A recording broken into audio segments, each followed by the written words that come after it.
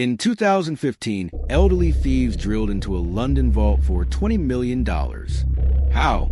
Their plan was brilliant, but one riddle remains unsolved. Picture this. It's Easter weekend, 2015, in London's glittering Hatton Garden, where jewelry shops line the streets like treasure chests. A crew of pensioners, average age 63, pulls off a heist so audacious it feels ripped from a Hollywood script. They drill through a concrete vault wall, loot $20 million in gems and cash, and vanish into the night. How did a gang of Granddads outsmart one of the world's toughest vaults? That's the riddle we're unraveling today on the Mastermind Files True Crime. Hatton Garden wasn't just a robbery. It was a masterclass in strategy, deception, and exploiting the smallest cracks in a system. These weren't adrenaline-junk kids, but calculated veterans who turned age into their ultimate disguise. The vault security was top tier, motion sensors, steel doors, round-the-clock monitoring. Yet it fell to men who'd spent decades honing their craft. Why was it so vulnerable? Simple. The system banked on tech, not human cunning. Guards grew lax, alarms went unchecked, and the thieves knew exactly how to slip through. This episode isn't just about the haul. It's about decoding the minds behind it. You'll see how they turn patience into power, blending old-school grit with surgical precision. That's just the start. We'll dive into their psychological edge, their meticulous moves, and the one twist that keeps this case unsolved. New to the Mastermind Files True Crime? We don't just tell crime stories. We decode the psychology behind them.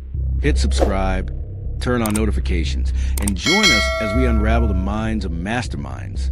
Let's set the scene. Hatton Garden, London's Diamond District, hums with wealth. Beneath the streets lies a Hatton Garden safe deposit, a fortress for the elite's riches.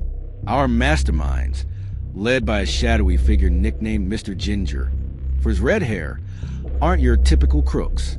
They're relics of a dying breed.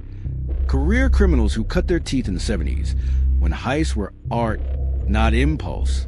Their leader, Brian Reader, 76, is no stranger to big scores. Decades earlier, he'd pulled off million-pound jobs with a cool head and a sharper mind. What makes them magnetic? It's not just the audacity of old men robbing a vault. It's their cerebral brilliance. They didn't rely on guns or threats, but on psychological mastery. Reading systems, predicting human error, and crafting a plan so tight it rivaled money heist. Reader and his crew spent years plotting, studying the vault's weaknesses like chess players eyeing checkmate. They knew the guards' routines, the alarm's blind spots, and the one flaw in the vault's design, a concrete wall that could be drilled if you had the right tools and enough nerve. Their first move? Blend in. These men were invisible, gray-haired, unassuming, the kind of guys you'd pass in a pub without a second glance. That was their edge. They exploited society's blind spot. Nobody suspected a pensioner plotting a multi-million-dollar heist. But beneath the wrinkles and walking sticks was a ruthless calculus. They scouted the vault for months, posing as workmen, chatting up locals and mapping every detail. One wrong glance could have blown it, but they played their roles with Oscar-worthy precision. The stakes were sky-high. A single slip, say, a guard checking the basement, could land them in prison for life. Yet they pressed on, driven by a mix of greed and pride. Reader wasn't just chasing cash. He was proving he could still outsmart the world. That's the psychological hook. A man betting his legacy on one last score. But here's the tease. What flaw in their perfect plan left a trail? Stick with us, because the deeper we go, the wilder this riddle gets. Let's rewind to Brian Reader's origins, where the seeds of this heist were planted. Born in 1939, Reader grew up in London's gritty East End, a post-war jungle where survival meant outsmarting the system. As a teen, he ran with petty thieves, learned to pick locks and read people like open books. But Reader wasn't just muscle. He was a strategist. By his 20s, he graduated to high-stakes burglaries, earning a reputation as a ghost who could slip past any defense. His secret? A chameleon's charm. He'd pose as a plumber or a businessman, disarming suspicion with a smile. That psychological edge, blending in while plotting chaos, became his trademark. Fast forward to 2013. Reader, now in his mid-70s, was semi-retired, living quietly in Kent. But the itch for one last score never faded. He'd heard whispers about Hatton Garden's vault, stuffed with untraceable gems and cash, guarded by a system ripe for exploitation. The initial scheme took shape over pints in a smoky pub. Reader assembled a crew of old-timers. Terry Perkins, 67, a wiry safecracker. Danny Jones, 60, a quirky tech geek. And Carl Wood, 58, the logistics man. Each brought a lifetime of criminal know-how. But Reader was a glue, his mind a vault of tactics. Their first power grab? Securing the tools and intel to crack the vault. They didn't just waltz in. They orchestrated a symphony of preparation. Jones, the tech nerd, sourced a 4,000 pounds diamond-tipped drill from a German supplier, smuggled via a middleman to dodge suspicion. Perkins scouted the vault's exterior, noting every camera angle. They even rented a nearby office under a fake company name, using it as a staging ground. This wasn't a smash and grab. It was a psychological chess game. They knew the vault staff trusted their alarms too much. A fatal flaw Reader exploited with surgical precision. The plan's early moves were meticulous. They staged fake maintenance visits, with Reader posing as a gas inspector to map the basement. He'd chat up the guards, dropping casual questions about schedules while mentally logging every detail. His crew followed suit, blending into Hatton Garden's bustle like ghosts. They studied the vault's concrete wall, 2 feet thick, but drillable with enough grit. The stakes were clear. One loud noise, one curious cop, and they'd be done. Yet Reader's confidence never wavered. Why? Because he'd spent a lifetime bending systems to his will. As the plan solidified, intrigue built. They set the heist for Easter weekend, when London streets would be quiet and the vault unstaffed. But the real brilliance was their psychological ploy. They'd stage a job to look like an inside job, planting red herrings to throw off police. Reader's mind was a maze of misdirection, each move calculated to keep them one step ahead. Still, a shadow loomed. Something about the crew's dynamic felt off. Was it trust or something deeper? The answer's coming, and it'll shift everything. Easter weekend, 2015. The heist kicks into high gear, and the scheme grows audacious. Reader's crew descends on Hatton Garden, disguised as workmen in high-vis vests and hard hats. They're not just robbing a vault. They're staging a performance. The second plot point hits. They breach the building, disable the alarms, and begin drilling. This isn't a quick job. It's a grueling, multi-night operation requiring nerves of steel. The vault's concrete wall, their biggest obstacle, demands precision. One wrong move could trigger a collapse or alert the cops. Their psychological tactics shine here. Reader, ever the puppet master, keeps the crew focused with calm authority. He knows fear can unravel even the best plans. So he manipulates their trust, doling out praise to Perkins while nudging Jones to double-check the drill. It's a masterclass in group dynamics, keeping egos in check while pushing them to perform. They work in shifts, using coded signals to communicate, their movements rehearsed to the second. Outside, Wood plays lookout, blending into the alley like a drunk stumbling home. It's misdirection at its finest. The risks are dizzying. The drill's whine could draw attention. A passing patrol could spot their van. Yet they balance it with eerie calm. Reader's strategic brilliance lies in timing. They strike when the city's distracted, exploiting the holiday's dead zone. They even hack the vault's lift, lowering themselves into basement to avoid cameras. It's bold, almost arrogant, and it works. By night 2, they're through the wall, prying open 73 safety deposit boxes stuffed with diamonds, gold, and cash. Here's a practical takeaway. See how Reader used silence to shift control. He didn't bark orders. He let pauses linger, forcing his crew to focus. In everyday life, that same tactic, strategic restraint, can steer negotiations or defuse tension. It's not about shouting. It's about knowing when to hold back. The Mastermind Files true crime doesn't just tell stories. We decode moves like these, showing how minds bend power, but tension's rising. The drill jams mid-job, forcing a risky retreat.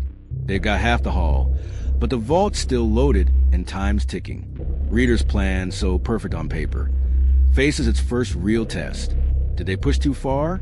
The answer's coming, and it's a game changer. The heist takes a gut punch turn. On night 2, as the crew scrambles to finish, a silent alarm, missing their recon, pings a security firm. It's a jaw-dropping twist. Their near-perfect plan has a blind spot. A guard arrives, scoping the building, flashlight sweeping the alley. The crew freezes, inches from exposure. Reader, crouched in the basement, signals absolute silence. His heart's pounding, but his mind's racing, recalibrating. They escape by seconds, slipping out as the guard leaves, unaware of the breach. The psychological fallout hits hard. Perkins, a safecracker, snaps at Jones, blaming his tech for the alarm. Trust phrase, egos flare.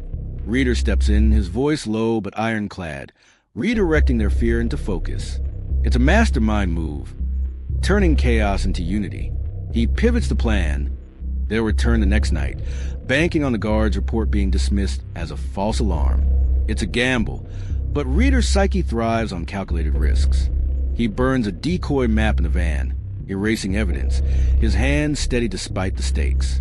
The imagery suggestive, a cracked facade in their unity, a singed paper curling to ash.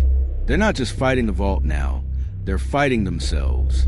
Reader's strategic recalibration leans on psychological mastery. He reads Perkins' temper, Jones' paranoia, and Wood's nerves, adjusting his tone to keep them in line.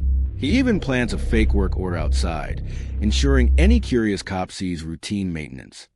It's misdirection layered on misdirection. The pressure mounts. Police are circling, sniffing around Hatton Garden after the guards report. The crew's got one last shot to empty the vault before the noose tightens. To our loyal subscribers, thanks for decoding these masterminds with us on the Mastermind Files True Crime. Keep those comments coming. We love hearing your theories. And if you're new here, hit that like button, subscribe, and turn on notifications for more. What's next? A darker shadow looms. One of them's hiding something, and it's about to crack the plan wide open. The twist's aftermath is brutal. The crew returns on night 3, nerves frayed, but the third plot point lands, a pivotal miscalculation. Jones, the tech guy, misjudges the drill's power, burning out his motor. They're stuck, half the box is untouched, with police patrols now doubling in the area. The vault's a gold mine, but it's also a trap. Reader's mental strain shows. He's not sleeping, his eyes bloodshot, but his mind's still a steel trap. He doubles down, ordering a new drill sourced overnight, a desperate move that risks exposure. The drama heightens as they dodge new obstacles. A nosy neighbor spots their van, forcing him to spin a quick lie about late-night repairs. Reader's psychological depth shines. He reads the neighbor's curiosity and dials up his charm, posing as a kindly foreman to deflect suspicion. It's a high-wire act, and he's walking it blind. The crew's gambles grow bolder. They smuggle the new drill through back alleys, using burner phones to coordinate. Every move screams risk, but Reader's betting they can outsmart the closing net. Here's a practical lesson. Notice how Reader read fear to stay ahead. He sensed the neighbor's suspicion and flipped it with a smile, turning doubt into trust. In life, that same skill, reading emotional cues, can sharpen your edge in negotiations or conflicts. The Mastermind Files True Crime decodes these moves, showing how minds wield control. The stakes climb higher. They crack the remaining boxes, bagging $20 million in loot, but the police are closing in, tipped off by CCTV anomalies. Reader senses the walls closing but pushes forward, his pride outweighing caution. The tease? One of the crew's about to make a move that could unravel everything. The climax hits like a freight train. The crew's got the loot, $20 million in gems, cash, and gold, but their scheme teeters on collapse. A final shocking insight into Reader's psyche emerges. He's not just in it for money. It's about defying time, proving he's still the sharpest mind in the game. That obsession blinds him to a fatal oversight. Danny Jones, the tech geek, panics under pressure and stashes a bag of gems in his own flat, breaking Reader's iron rule. No loose ends. It's a crack in their unity, and it's about to bring the house down. The police, now on high alert, trace the crew through CCTV and a tip about the van. Reader's misdirection. Fake work orders, decoy maps. Keeps him ahead for days. But Jones' slip is a thread that unravels it. Raids hit their homes, and while Reader burns evidence, Jones cracks, leading cops to the loot. The scheme doesn't triumph. It crumbles under the weight of human error. Reader, arrested at 76, faces 7 years, his legacy tainted not by the law but by betrayal. Here's a practical takeaway. See how Reader bent truth to sway others. His charm disarmed guards and neighbors, reshaping their reality. In business or life, that same adaptability. Crafting a narrative can outmaneuver challenges. The Mastermind Files true crime decodes these tactics, showing how minds twist perception. The end leaves a question. Was Reader's real crime greed, or believing he'd control everyone? What do you think? Where does pride become a fatal flaw? Drop your thoughts below. The Hatton Garden Heist legacy is a paradox. A brilliant plan undone by human cracks, yet cemented as one of history's boldest unsolved riddles. Why? Because not all the loot was recovered. Millions in gems remain missing, and whispers of a hidden mastermind linger. The crew's arrest in 2015 closed the case for some, but the missing haul and unanswered questions keep it alive. Reader and his men reshape perceptions of power, showing how age, cunning, and psychological mastery could crack even the tightest systems. The psychological impact hits hard. Reader's crew exploited trust, guards, neighbors, even society, turning invisibility into a weapon. Their strategic brilliance, blending old-school grit with surgical timing, redefined what a heist could be. Yet their fall exposed the truth. No mind, no matter how sharp, can outrun human flaws. The heist enigma, those missing millions, leaves viewers unsettled, wondering if someone out there still holds the key. For newcomers, the resolution was swift. Reader and 6 others were convicted in 2016, sentenced to prison, but the full loot never surfaced, fueling speculation. That open-ended mystery, tied to their psychological and strategic dance, is why Hatton Garden endures. If you enjoyed decoding the strategy behind this criminal mind, subscribe to the Mastermind Files True Crime. We don't just tell crime stories, we decode the psychology behind them. Hit the like button, subscribe, turn on notifications, and share your thoughts in the comments. Join us Sundays, Tuesdays, and Thursdays at 7 p.m. Eastern Standard Time for more deep dives into the minds of masterminds. The riddle remains. Who got away with the rest? That's the shadow that keeps Hatton Garden alive.